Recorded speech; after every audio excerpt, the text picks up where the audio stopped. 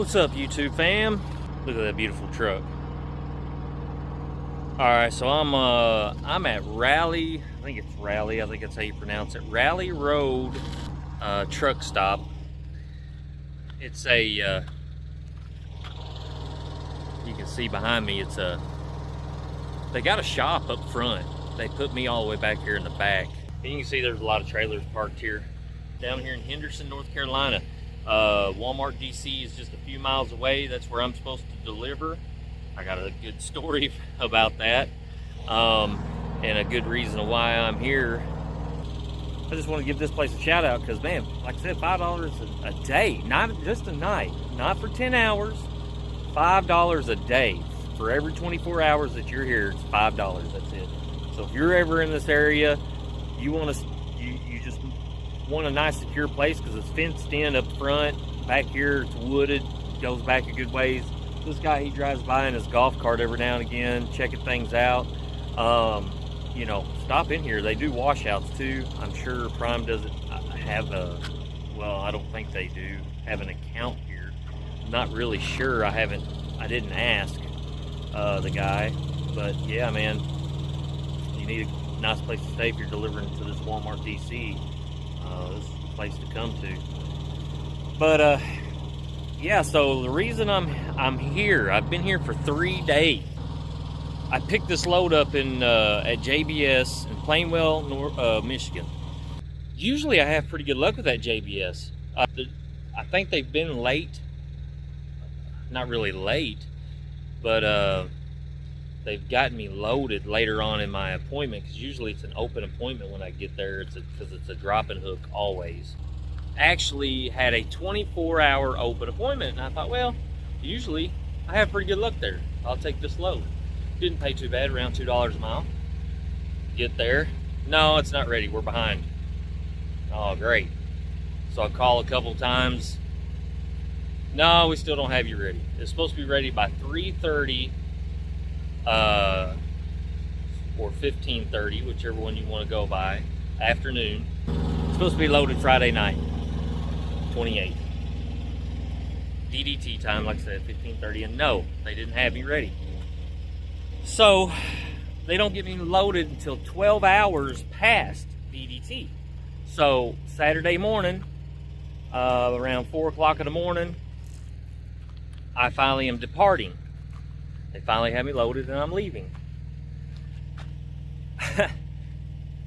My appointment for this Walmart was supposed to be May 30th at 3:30 a.m.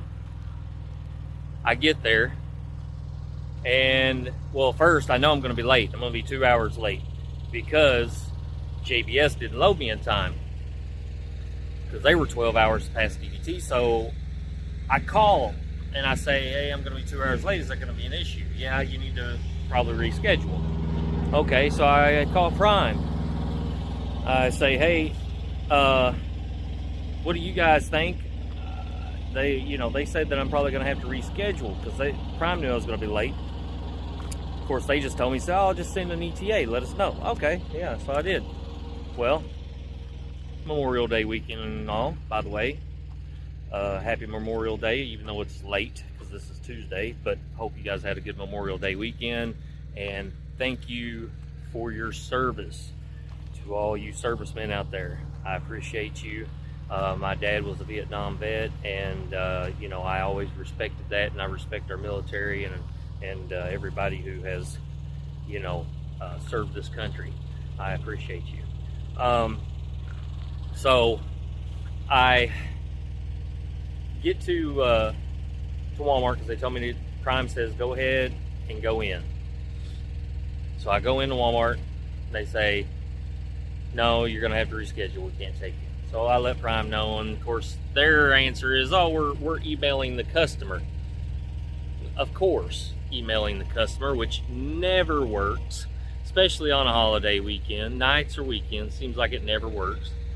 So I made a couple of phone calls of my own, and of course I'm always like that. I try to do all the calls myself, and try not to bother anybody at Prime if I don't have to. But I had reached my limit. I mean, I just, there was nothing I could do. I did get some information, and so I called Prime back, and of course, night dispatch proceeds to tell me, well, this is on you. It's your load, it's your money, it's all on you. You're the one that has to figure this out. I said, how am I supposed to figure it out when I can't get a hold of nobody? So I tell him what the O2 tells me, which is to, you know, go online and all that to reschedule. And I pass the number along and everything, Prime. Nothing ever gets done. You know, and all I keep getting is, you know, sales has emailed them and no response. Sales has emailed them with no response. I keep telling them, of course you're not going to get a response. It's the holiday weekend. It's not going to happen. And so they tell me later on that night, they say, get up in the morning, go on in at 3 o'clock in the morning, and see if they'll take you. I said, oh, it's not going to work, but okay. Because I know this Walmart, man. There's always something with them. They're behind, or they don't have enough room for your products. So they're always pushing you back. It's always something. And of course, by this point, I know I'm not going to make my 90 either. This is Walmart's the O2, so I had 2 deliveries. So I'm not going to make my 90 either. So I call my 90 and I let them know that it ain't going to happen. Of course, they say, okay, just reschedule when you know, get it figured out. And you know, finally, I you know, dispatch says, oh, we'll keep you posted. Of course, it's the same thing over and over again. And I finally tell them, I said, look, you know, most likely you're not. This isn't just. It just isn't going to happen. Probably going to have to wait for the A-team when they get back on Tuesday. So that's what we did, and that's today. Today's Tuesday. I contact my dispatcher first thing this morning as soon as he gets there at 7 o'clock, and I say, hey, you know, we need to get these appointments straightened out for this load so I can get rid of it. And you know, he's my fleet manager. He's a great guy, man. He's right on. You know, been there a long time. He knows his stuff, and he gets on it. And not too long afterwards, they have an appointment for me. So once they get my appointment set, I say, hey, that's going to be 72 hours of layover. I've been here nearly 3 days. By the time I deliver, there's going to be 3 24-hour days. So 72 hours of layover. You know, can I be expecting some layover pay? And he said, absolutely. And I said, okay, is that something I can find out now on how much I'm going to get, or am I going to have to wait? He says, I'm contacting the load, I can't think what it's called, like load reviewer or auditor, or I forget what he called the person, but I guess they review the load and, you know, figure out how many hours I'll have layover and charge the customer accordingly. And he says, I'm getting a hold of him right now. I said, good, you know. And I want to highlight this because this is one of the well, first off, this is the worst load as far as setting and waiting and having trouble with it that I've had since I've been at Prime. I've been at Prime for about 2.5 years, and this is the worst one yet. I've had problems where I've had to sit for, 5, 6, 7 hours, 8 hours, sit and get detention because they wasn't getting me unloaded or getting my paperwork done or whatever the case may be. So I ended up having a bunch of detention. This is the worst. I've never had to sit for 3 days waiting to get an appointment straightened out. It's absolutely madness. But I wanted to highlight this because this is very important for anybody who's coming to the lease side of things. This is your business. So anytime you run into these situations, it doesn't matter. Usually a lot of companies get 2 or 3 hours free. So that means from your appointment time, they get 2 or 3 hours to get you unloaded. And then after that, you get detention. So make sure and stay on Prime, stay on your fleet manager, whoever, and make sure that you get that detention. And that's what I'm gonna do. I'm gonna get on there and I'm gonna look at the load down where it says estimated revenue, and I'm gonna check that every day, and every day that I don't see it, I'm going to message my dispatcher and ask him if he has heard anything about how much I'm gonna get for layover. Now, because of the 12 hours of layover or detention at the 01, I got $369 coming. But I'm hoping, since I will have 3 days of layover here, I'm hoping that's about $500 a day. And if that's true, then that's $1,500 I'll have coming to me for sitting here. Now, I don't know if that's true, because I know each place is a little different. I know in the information, that's what it does say. It says $500 a day for layover. But, you know, it's not always a guarantee. So we'll just have to keep an eye on it and see. I will definitely update you guys on that and let you know. So, but yeah, very important as a business owner, man. Stay on top of them and keep that stuff in check. I can't say that enough. You know, I know I've said it in other videos, but you know, it's something I want to repeat and reiterate, you know, every time a situation like this arrives, because it's very important, especially if you want to have a successful business. But yeah, so they got my appointment set for 3:30 in the morning. That's Wednesday morning.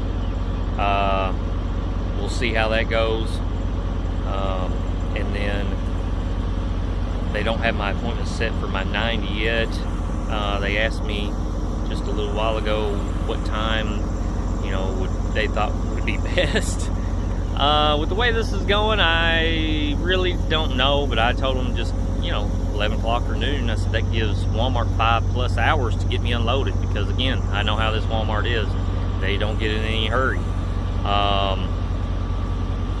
What would be funny is if I get all this layover pay and then also get detention at that Walmart for them taking so long to unload me from the appointment time.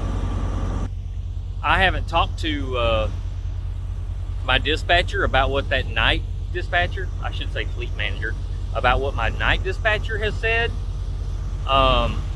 He made me feel pretty crappy, honestly, telling me that, oh, it's all on you. Like, I take as much responsibility in making phone calls and getting things figured out as I can, without having to bother Prime. But here's the thing. I'm contracted to Prime. I lease a truck from Prime. I pull their trailers. I haul nothing but their freight. I don't take any loads from anyone else. Haul nothing but their freight. Do everything for them and through them that I possibly can. And even at times, if they need a little assistance, a little help, I give it to them. And don't always ask for anything. I don't always ask, hey, what's that pay? I want money. I don't always do that. You know, it's like I've said, I've paid for washouts out of my own pocket and didn't ask for the money back. I respect this company, and I take pride in this company, and I take pride in my job. And so I don't always expect something every time in return. But what I do expect is that when I'm having an issue like this, is to be treated as though this is a team effort. Even if it might not be, it sure makes a person feel good to think that it is a team effort. And from what I understand, it is supposed to be a team effort. When I have a problem like this, I'm supposed to contact dispatch, and they're supposed to contact sales and help get this taken care of. So I think I am going to have a chat with my fleet manager about it, because I just don't know if that guy didn't know what he was talking about or what. But, you know, he acted like, hey, we can't keep bothering sales. It's all on you. This is your problem. Like, whoa, whoa, whoa. Oh, I didn't book this load for Prime. And I didn't type in the information. I didn't set up the appointments. None of that. All I did was say, hey, I agree to haul your freight for you. I agree to come and pick it up, take it to where it needs to go, and and that's it. So to be treated that way and talked to like, you know, like it's all on me, it really made me feel unappreciated as a driver. It made me feel kind of alone in a sense. I don't know, I can't really think of a better term to put it in, because not necessarily alone, but you know, it definitely made me feel like, hey, this isn't a team, and that maybe Prime doesn't care. I feel like maybe they need to talk to that guy and maybe tell him that, hey, you know, maybe we need to choose our words a little bit better, and maybe help him understand that this is a team effort. It's supposed to be a team effort. That's what I thought anyway. I mean, that's kind of the way I've always took it. So I don't know. I don't know what his deal was. I don't know. Maybe he's at the bottom of the totem pole. Maybe he's new. I know he talked to me like he was a driver. He said, when I was driving, you know, I always took it upon myself. And I said, dude, I do take it upon myself. But once I hit a certain point where I can't go any further, and they're telling me that Prime has to reschedule, not me. They wouldn't let me. They told me to tell Prime. They said Prime will have to go online or whatever and reschedule. Because I asked them, I said, is there anything I can do? Can I go ahead and reschedule? Can I get this done? So that way I can go ahead and reschedule for the next day or the day after, whenever I could. No, they would not let me. They said that Prime would have to do it. I even called JBS, and JBS said that Prime has to get a hold of corporate, that there was nothing I could do or that they could do, that Prime would have to get a hold of corporate to get these appointments rescheduled.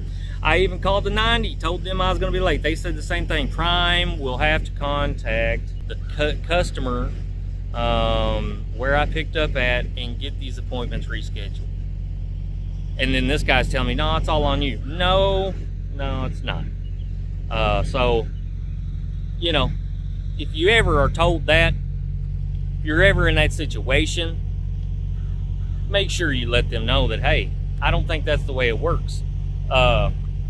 And if you still have problems out of them, make sure you talk to your main fleet manager and see what they say, and try to get the issue resolved.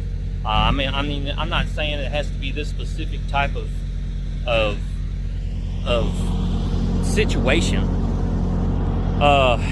It can be any kind of situation. If you're told something that you're kind of uncomfortable with, and you know, are questioning it, don't be afraid to take it to someone higher.